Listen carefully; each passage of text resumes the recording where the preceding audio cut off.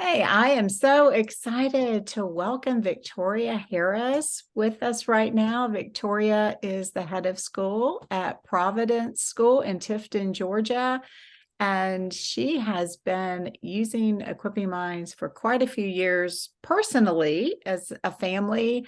And then she started a classical Christian school and has been implementing Equipping Minds in their day. And so I couldn't think of a better person to share with you all how that can be done. So, Victoria, thank you for being with us. Awesome. Thank you so much, Dr. Brown. I am so grateful for the work that you've put into Equipping Minds, for your leadership with our family, but also with our school, because I remember going to conference one year and asking you 1,001 questions about classical education and pulling in Equipping Minds and everything. So thank you so much. And thank you for having me. So I would like to begin just by giving you a little background about who I am, about our family and our journey with Equipping Minds. So let's begin just with our school and how we started. So I am the founder and head of Providence School of Tifton. We're in South Georgia.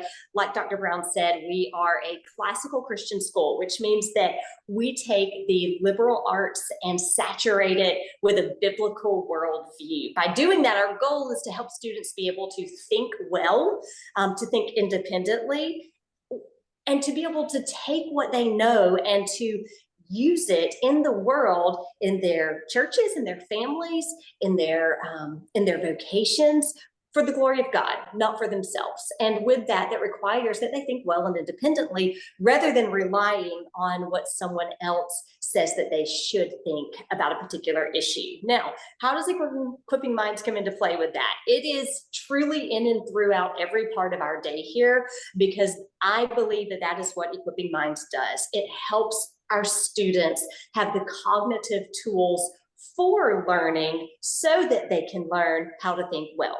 So what we're going to do today is I'm going to spend a few minutes taking you through a little background and showing you practically how Equipping Minds plays out in our day in a variety of ages here at Providence. But before we jump into that, I just want to give you some background about my family and how we came to know about Equipping Minds. So my husband and I are originally from North Florida. We moved to South Georgia about 10 years ago. We had just been married. We had a child who was 3 years old or 2 years old. And we were directed and told to adopt another child.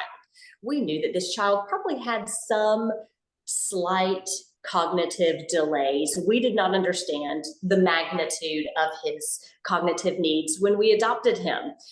He was 10 years old when we brought him home from another country, and we spent the first year in public school. He was with teachers that loved him and poured into him, but we made absolutely no gains. In fact, we may have taken a few steps in the opposite direction. And so we decided to homeschool him the second year. So I remember when our first child was 3, I took him to preschool, dropped him off at preschool, right? Like most good mothers do, take your child to preschool. That's what we do in society right now, right? Take your child to preschool, come home. I was beginning to homeschool Asa, our oldest, who was 11 at this time. And for probably the 50th or 60th or more day in a row homeschooling, I said, hey, buddy, hey, this right here is the letter A. This is the letter A. Say A. Say A. Blue? Fruit glue? 3? Right? Like that was his actual response. 50 or 60 times, maybe more. I'm being conservative when I say that. And it got to the point to where we had to do something different. Insanity is doing the same thing and continuing with it and not working, right? And so we knew that we were not insane, even though we had been acting like that for quite some time, and we had to do something different. And so we actually called a friend that we knew that they lived across the street from us. We knew that they did some sort of cognitive development curriculum that helps their child immensely, which we'll talk some more about this friend in a few minutes. And so I called her. She had mentioned this program to me, but I was one of the stubborn ones that thought, oh, who needs that, right?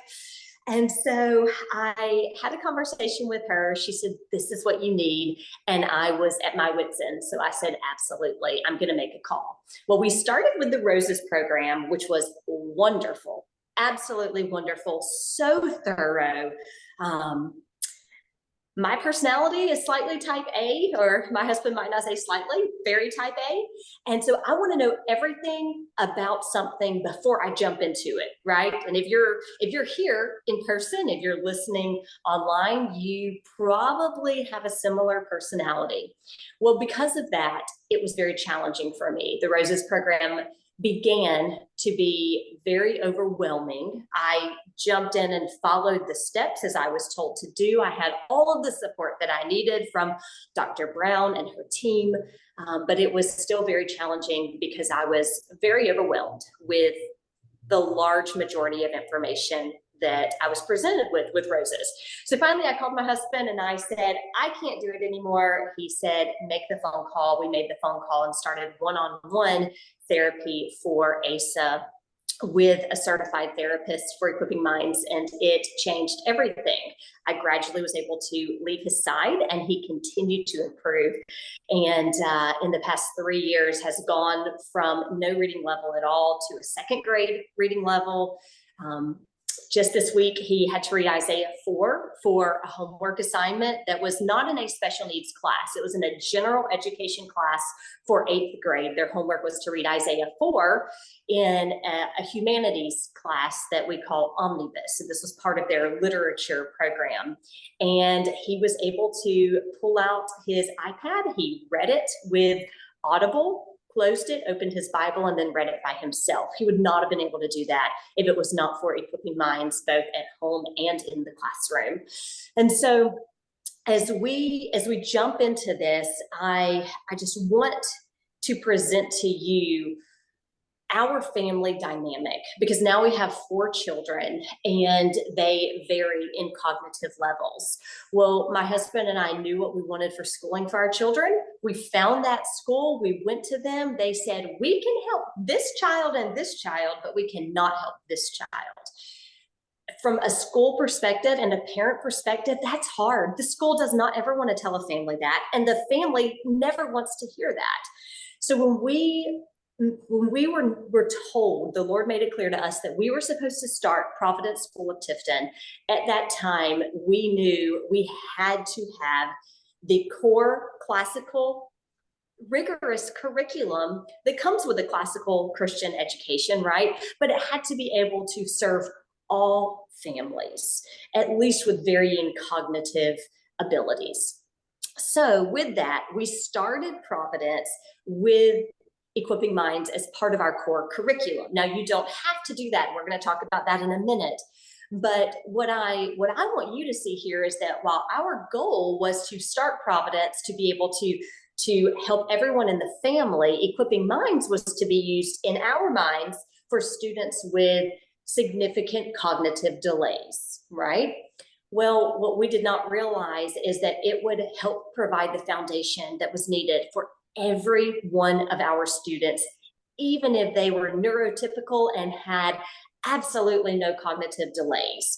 We have a variety of students, including families from foster care, families that have had trauma in different ways, and we have seen students gain healing through Equipping Minds, even if perhaps there was a behavioral need, or perhaps that the child was on point, was the model child.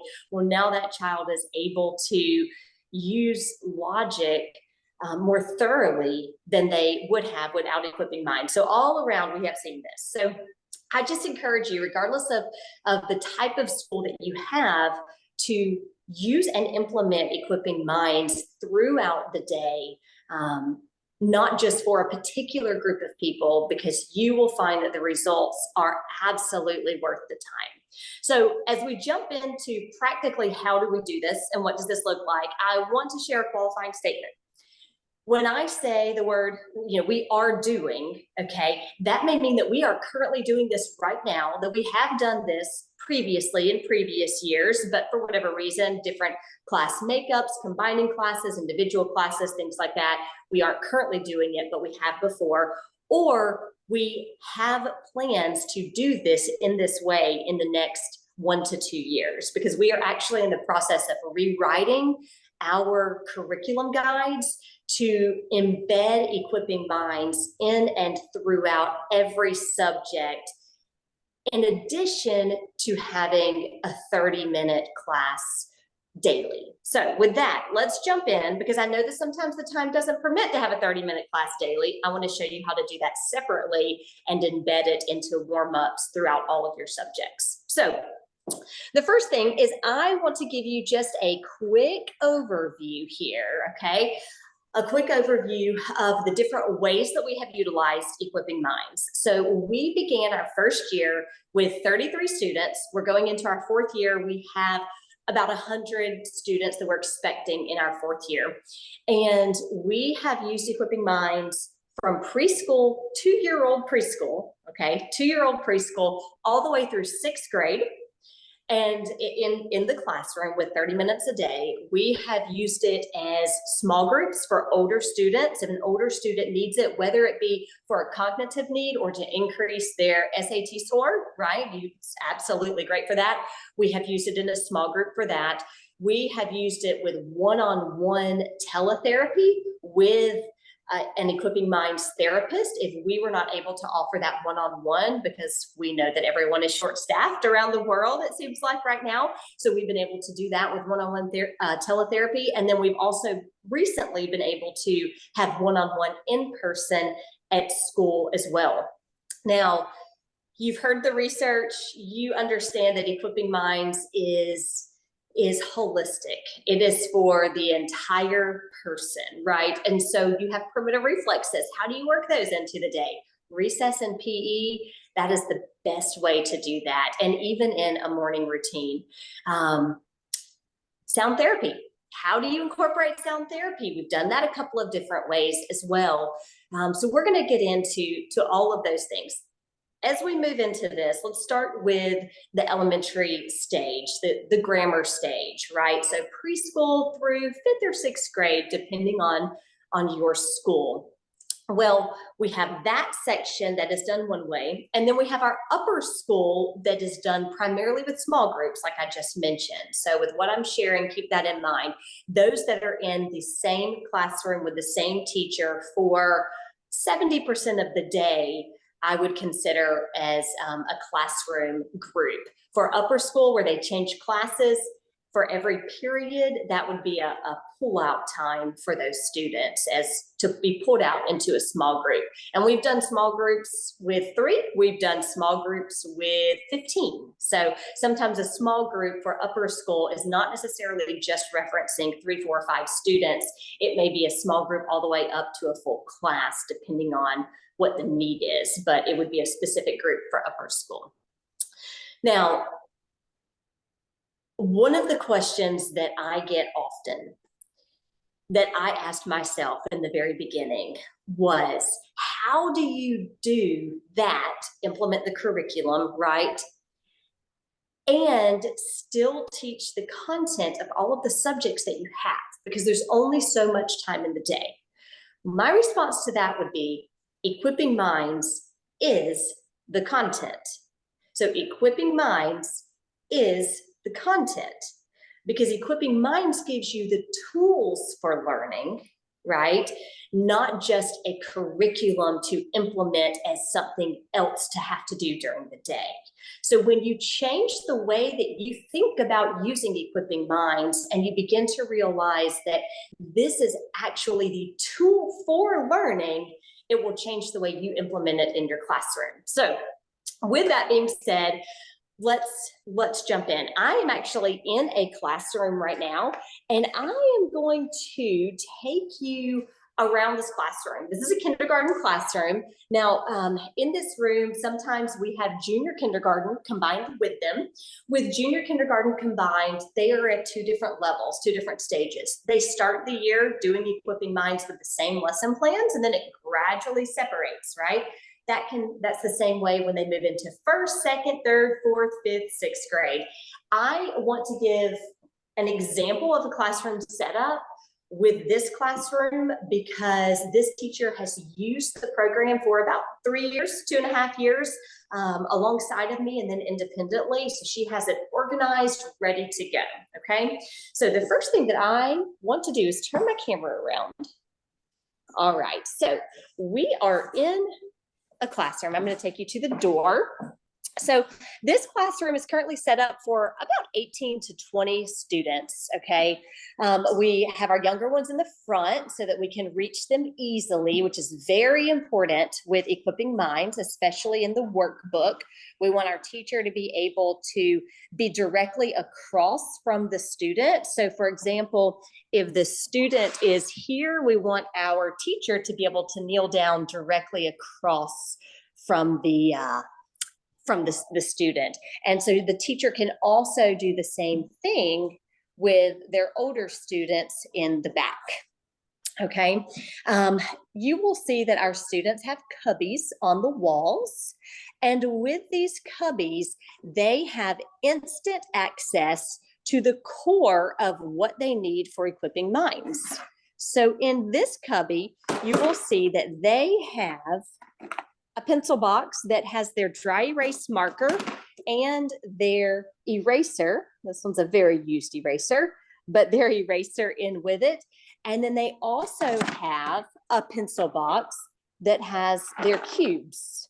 Now, we can get a larger box, which is what we use when we have a student that has all of the cubes, okay? Now, this teacher also has the presidents on the wall. You can see how she has them in order, and we're going to get into this with more detail in just a moment, but you can see where we start here with our presidents and move throughout, and she is continuing to add to them, even though we're approaching the end of the year.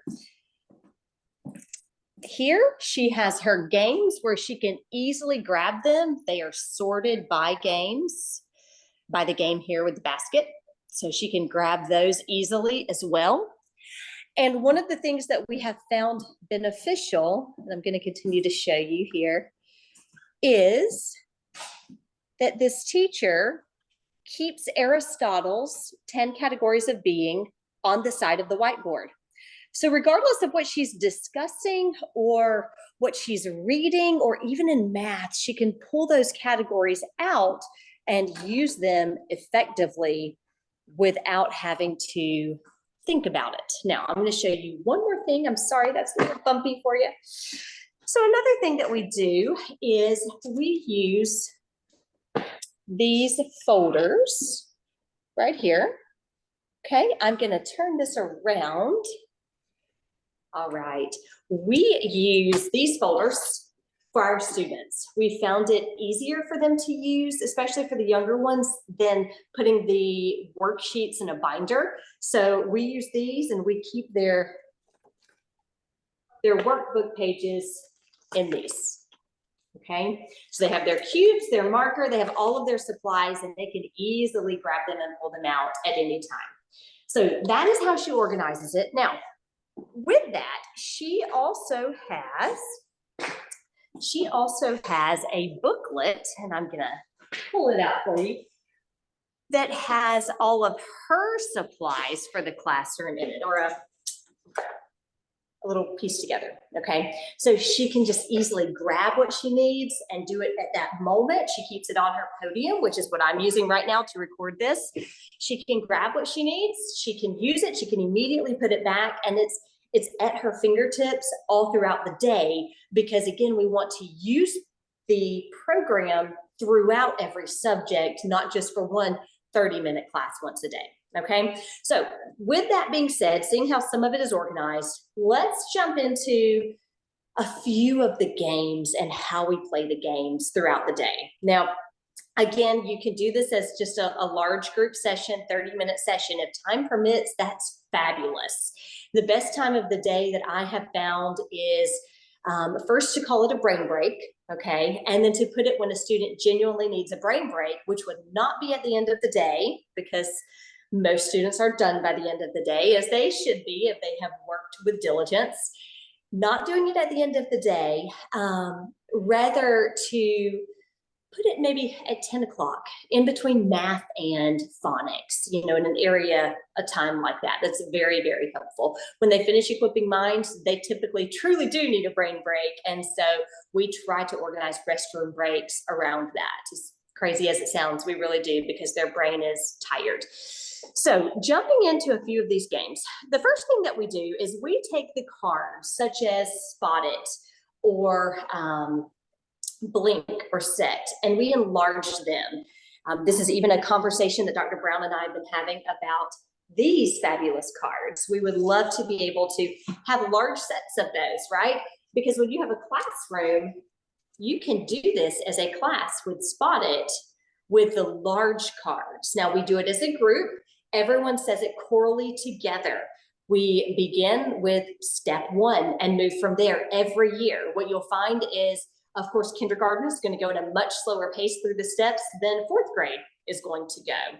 Now, this might be something that's done during science, okay? You could do a warm-up for the cards that are for Spot It during science. You could do the camping one. You could do, we have done the frozen one before during science, depending on the unit. There's a large variety. So we use these for that. There's also the classroom connection that allows you to take this even further. I just want to give you a good starting point today, okay? So if I see a student that is disengaged or is not attending to, I see, let's see here, okay? I see two gray gorillas, and I see a student that is not attending to it as a class, then I'm going to call them individually. And they love that. It keeps them on their toes. So this is something that having enlarged cards can really help with a warm up for about 2 minutes, okay? And then having them make the list and moving through the steps with it. Another example here of this is the blink cards. Okay, having the blink cards and going through them enlarged, okay? I did an assessment on a student this week using the blink cards, and they could not tell me some basic shapes, even though they were an advanced student. And so there are a lot of ways that you can use these cards, but for the classroom, I highly recommend having them enlarged and doing it as a group as much as possible, especially at the beginning of the school year. By about October or November, students can be paired and do it together because they know the expectation. But again, as a reminder, it has to be modeled. It has to be modeled. So make sure that when you do this, that you are modeling it. Now, what I like to do is get a chair and sit at the very front of the classroom, making sure that everyone can see me. And sitting at the very front of the room, if I have a chair, we can go through just basic, and again, at the beginning of the year, starting with beginning steps, we can go through how many do we see? 5. Well, guess what?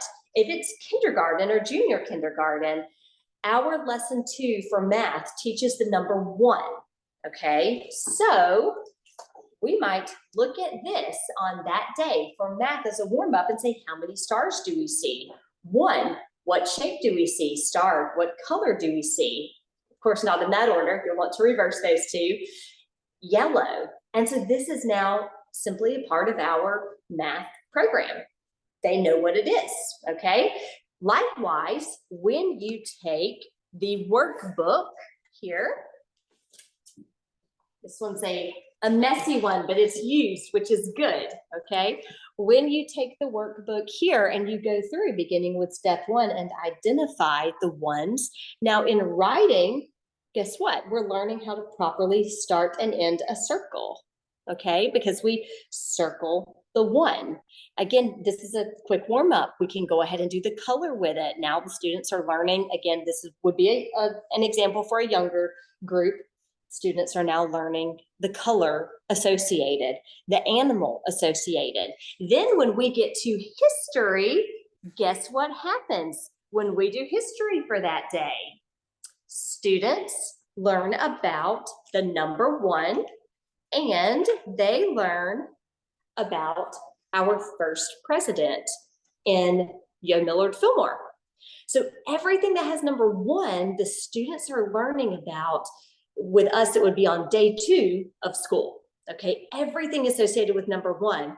But we have used about 2 minutes of math for it. We have used about 3 to 4 minutes of history to learn number 1, because we are going through Aristotle's 10 categories of being as we present this picture to our students. Okay, so for example, when I'm presenting this picture to our students, I would ask them these questions. What do you see in the picture? And the students are going to say every time, it never fails, they are going to say a big house. So they have already added a quality to this house. What color is the house? What else do you see? Grass. How do you know that's grass for the younger ones? How do you know that's grass? It's green. It looks like a yard. It does look like a yard. What else do you see? A washing machine. What size is the washing machine? Big. Well, how do you know that it's big? This one's a little tricky. Sometimes it takes 1st or 2nd grade to get this one on their own. But how do you know it's big? There's a ladder. Why do we use a ladder? To climb something that's too big to get to by our bare feet, right? So there's a ladder. Oh, well, I typically have to ask them, what do you see around the washing machine? And they say, again, I'm using the categories here. What do you see around the washing machine? Clothes. Yes. Are there just a few clothes? No, there are a lot of clothes.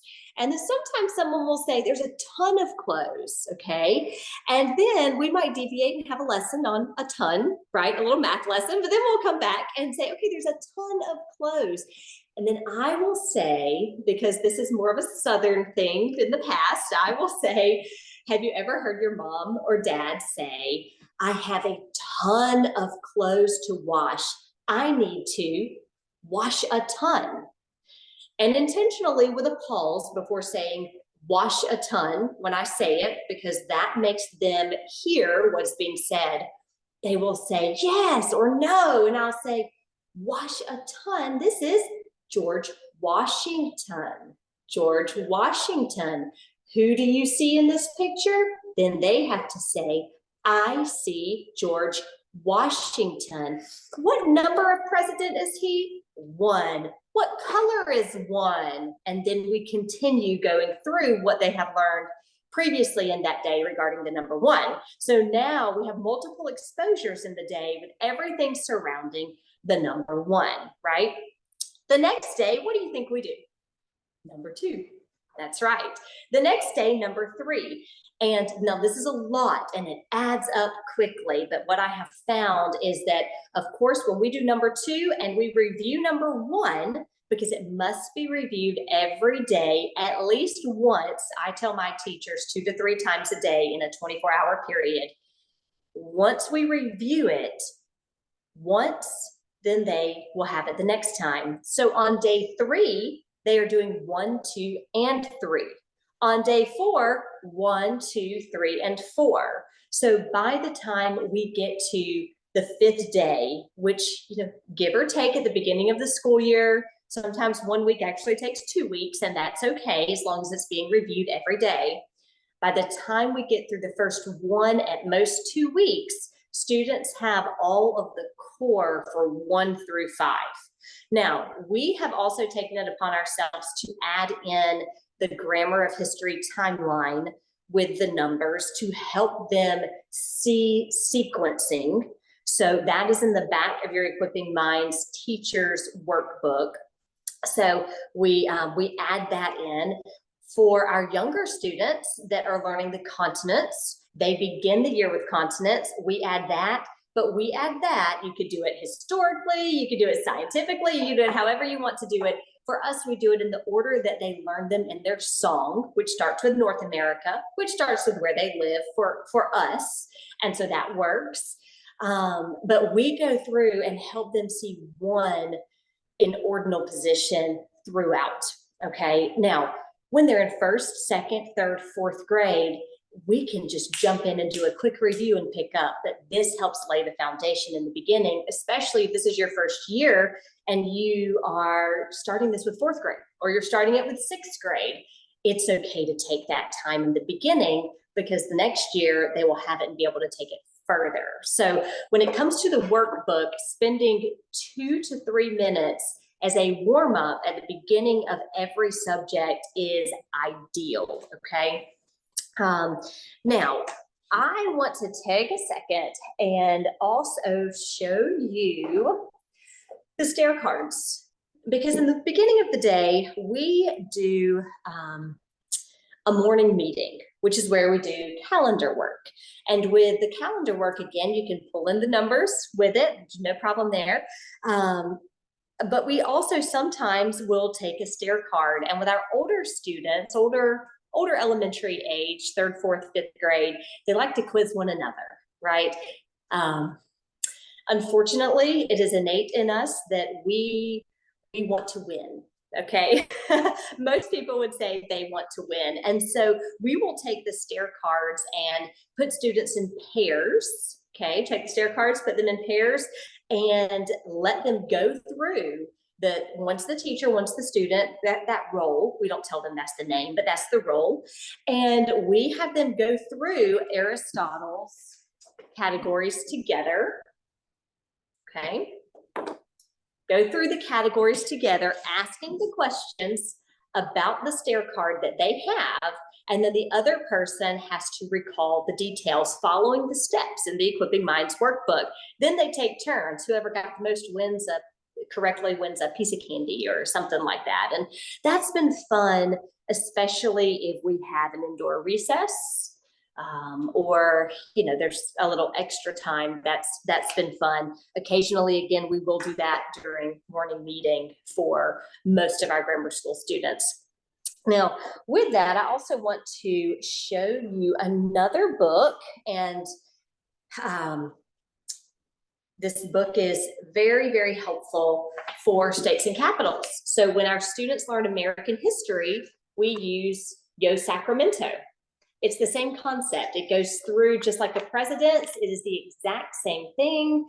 And students learn the states and capitals.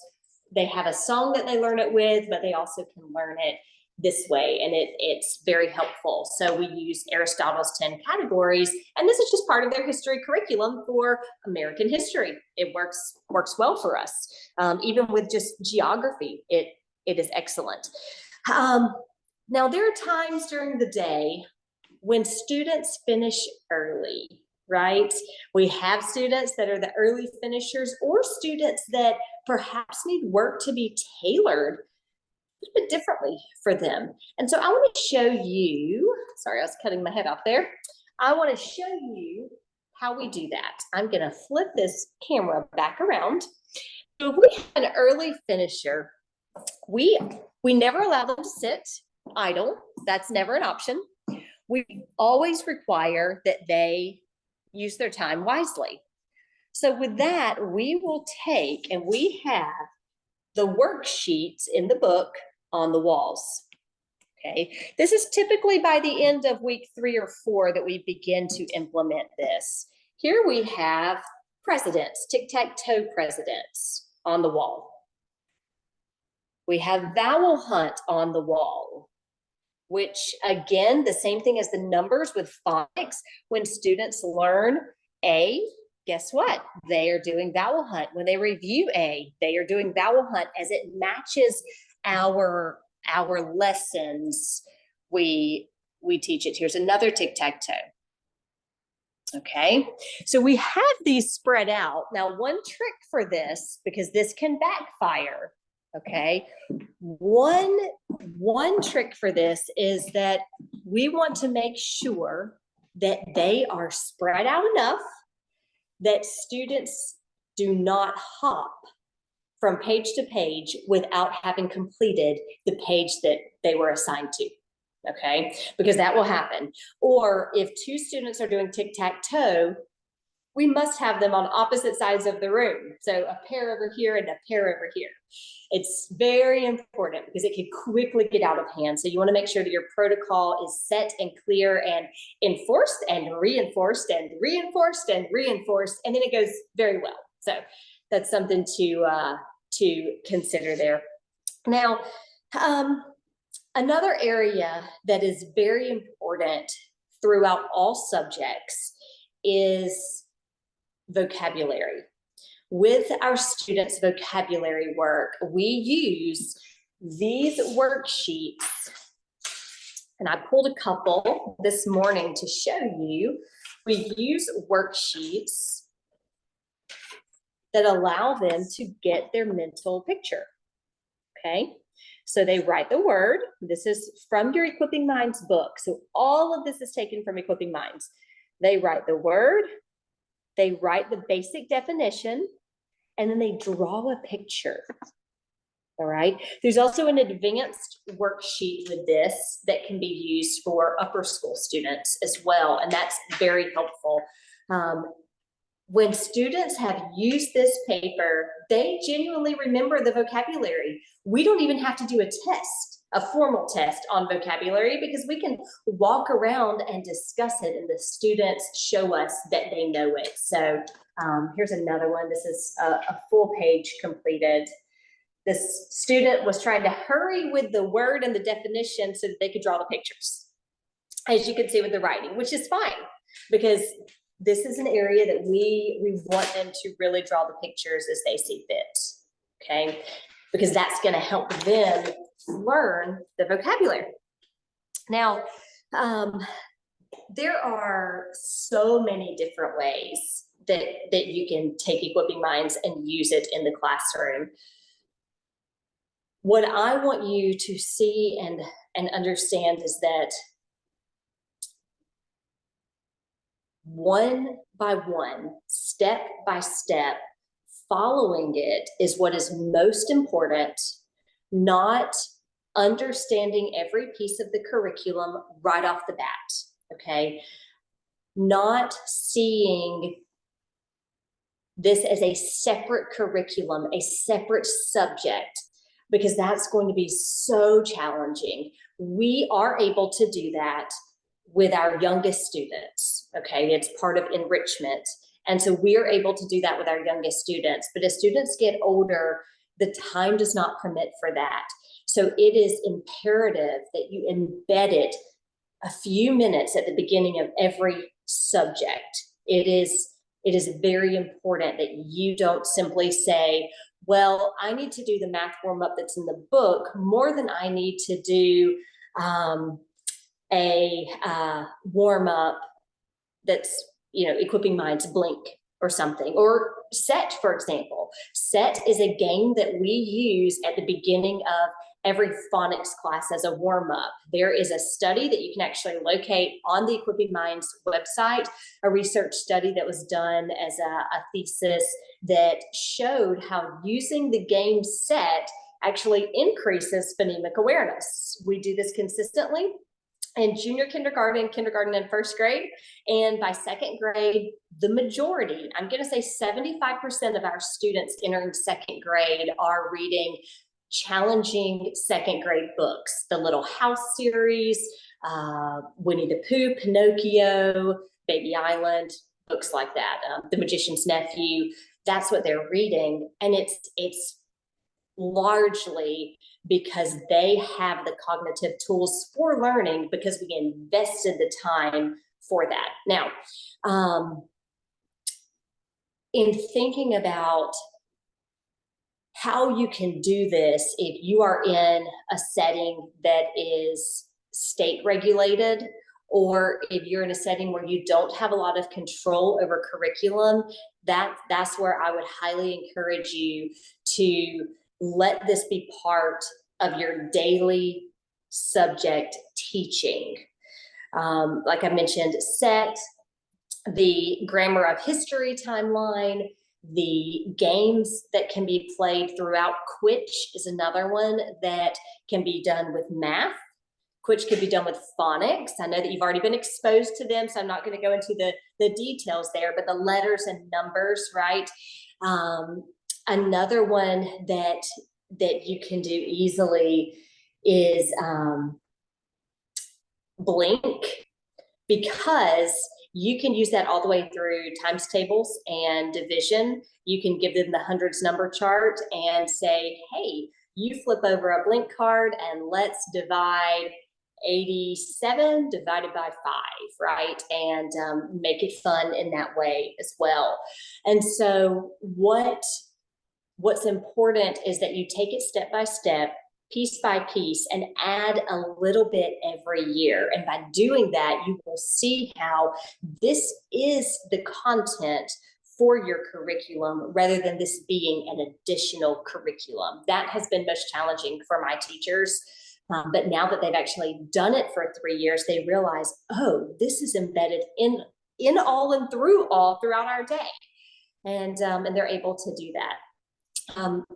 I would like to just open back up and just ask Dr. Brown if you have any additional questions, or if there is, anything else that anyone has asked, perhaps, that you would like to have addressed from a classroom perspective. Well, Victoria, thank you for sharing all of that. The other thing that I would probably say that we will get asked is, how are you seeing this impact, like yearly end of the year testing, for example? Absolutely. So we have used MAP growth testing for the past 2 years. We did not do any testing for MAP the first year, but the past 2 years we used the measure of academic performance, and we did see a steady increase, particularly with reading and comprehension. Those are the two big areas. However, what I want to go to is upper school, because upper school, they have the small group pull out, right? And so those students are pulled out to a small group 30 minutes a day. And there are two areas that we have seen significant improvement in with upper school. One of those is behavior, shockingly, right? Behavior from those students. We have had a student that has Asperger's. And when he is doing Equipping Minds consistently, his behavior is much more self-controlled. He is able to regulate himself. He's able to go, wait a second, I just responded like that and I shouldn't have. I mean, he's not saying that out loud, but he is able to recognize and redirect himself. But when we thought that he had graduated from Equipping Minds and we removed him from the small group, we saw a change in behavior. It completely went downhill again. We started back and the behavior stopped again. So with behavior, which is not what you would expect. But then also we have several students in upper school that have graduated from that Equipping Minds small group that either did it for a solid year or a solid year and a half. We have some that are still continuing it. But with those students, they have been able to be fully integrated without the same level of need in a student support plan, which is our version of an IEP or a 504. They have been able to integrate back into the curriculum with needing much less support than they needed at the beginning. And it's with comprehension, it's grades that we have seen increase. Their MAP testing scores have increased. I don't have them in front of me, but there are big jumps that have happened there. This year, our students are taking the CLT from 3rd grade through 9th grade, the classic learning test. And with the CLT, I think that's going to be able to help us track more definitively growth in those areas. Thank you for sharing that. The other area, you kind of hit on this a little bit, is that you've got kids from varied backgrounds who have experienced trauma. And how do you feel like Equipping Minds helps those children? So again, this is my personal opinion based on what I have seen. We don't have any, quantitative evidence for this yet, but I can tell firsthand with my child that he's much more regulated across the board. And if I had to put one word with it, it would be regulated. Those students are having the part of their brain associated with trauma be rewired, and that is irreplaceable. If we can rewire the brain, then we can't take away the trauma, but they can learn how to continue forward in life without going into fight, flight, or freeze mode consistently, right? And that's what I've seen. But with that, I have also seen, and I attribute a lot of this to Equipping Minds, I have also seen an increase in perseverance and diligence all across the board. So we have a poem that we memorize called Work While You Work. All of our students memorize it at some point. If you're a brand new 10th grader, you're going to memorize Work While You Work. It says, work while you work, play while you play. This is the way to be happy each day. In all that you do with your might. Things done in halves are never done right. And if a student is struggling, we remind them of that. And students struggle with diligence more during Equipping Minds, even though it's fun, because it's challenging. But what I've seen is that by the end of the year, not even by the end of the year, by about February, after Christmas break, there's a little regression, but by February, they have persevered and they love it. And that has helped go into all of their other schoolwork. So by second grade, again, we're a classical school, we're quite rigorous, even with the younger grades. My second grade teacher is coming to me saying that these students are flying. They are doing phenomenal, and it's because they are being diligent with their work. And I think a lot of that has to do with Equipping Minds, because it forces you to focus your brain and your attention in one area for a sustained length of time. And when you have children that have a traumatic background, it's easy for things to pop in your mind and make you want to either freeze or run, right? Or go into a protective mode. But having to sustain your mind to complete the task at hand the way Equipping Minds requires really helps these students rewire that part of their brain and work through that. So we've seen a big difference there. No, thank you for sharing that as well. I think that's always just an encouraging thing that we'll hear from schools or from parents, or I guess another aspect that I believe you all do, I'm pretty sure y'all do, is all during the conference and any training, you're going to hear me say, I see you. Yes.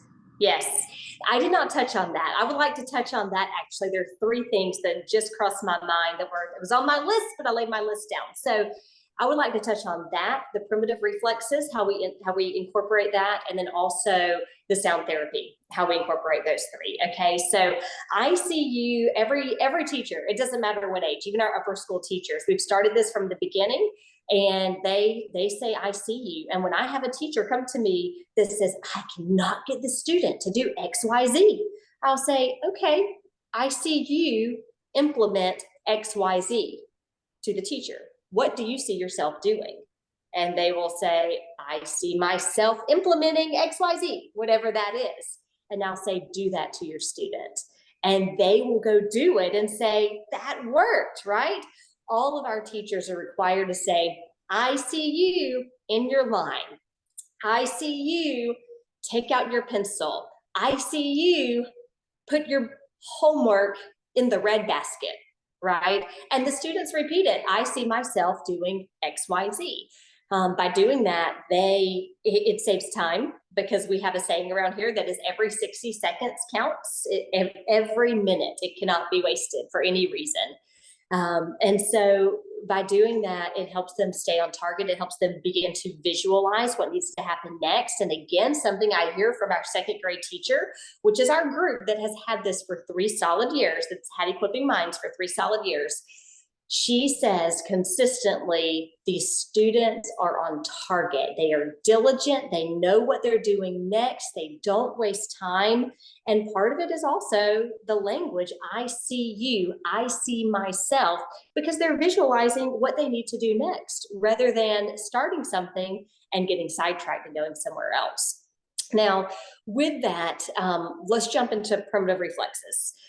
With our primitive reflexes, it's 10 to 15 minutes a day is typically what it takes, and that builds over the first few weeks, right? Well, that is something that we have implemented during recess and PE. They are taught during PE typically, and then implemented during recess, and we try to make sure that teacher overlaps, whether it's the classroom teacher or the PE teacher, taking them to recess. It's not a random person, because that's when we find the time is best allotted for primitive reflexes. You know, students rolling on the grass, or we have them rolling down the hall and then rolling back, and they absolutely love it. So we do that 5 days a week as well. If you do it during recess, again, it takes 10 to 15 minutes. You really need about a 40-minute window for recess, which is fine. You can, kind of work things around that, or you can kind of reframe how you do recess if you only have 20 minutes. So there are options there, but recess is the best time for us to do it. However, we do a few of the exercises at the beginning of the day as well. So there are certain things, the starfish, what we have to have a chair for, we can do those at the beginning of the day. And then that can trim the time down from what has to be done during recess. So you could probably do 5 minutes during morning meeting, 5 minutes at recess, but making sure that those happen, we found that that's very important as well, because a student can just slip through the cracks because they have a couple of reflexes that haven't been integrated yet. So we find that important, especially for the younger ones for their first 2 years. So that's when we find that most important. Lastly would be sound therapy. We have used the sound therapy machine for individual students. We would love to have a 50% ratio throughout our school, but as you know, that's quite expensive. So we have used some different strategies. Now, when our students come in, when they enter the classroom, the teacher has instrumental classical music playing in the background. Okay, the lights are dim, their focus is to where it's playing. It's also playing throughout the day in different subjects when they're working. Next year we will have lunch in the classrooms intentionally for this reason. Students will have that playing in the background while they're eating lunch, and I think that I'm happy with the results that we've seen so far with that. All around, we don't have any, quantitative result from it, but it absolutely affects their behavior. It affects their performance with their work. All around, I feel like at this moment, that is the best option that we are able to find for our students for sound therapy.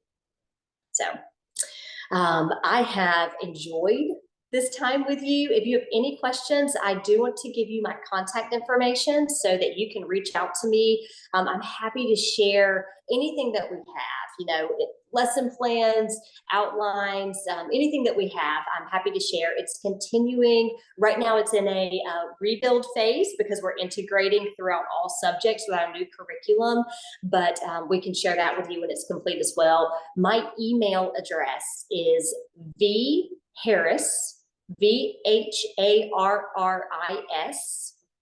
at providencetift.com. That's PROVIDENCETIF as in Frank, T.com. vharris at providencetift.com. And you can reach out to me, and I would be happy to answer any questions or provide you with any resources that we personally have as a school. Hey, thank you so much, Victoria. And I will let you all know as well, there are some videos of the students at Providence doing Equipping Minds on the Equipping Minds in the Classroom course, as well as on the Equipping Minds YouTube channel under the school section. So you can see what it looks like being implemented. But I just appreciate you so much and what you're doing and your teachers and your families. So thank you. And I'm sure some will be reaching out. Absolutely. Thank you.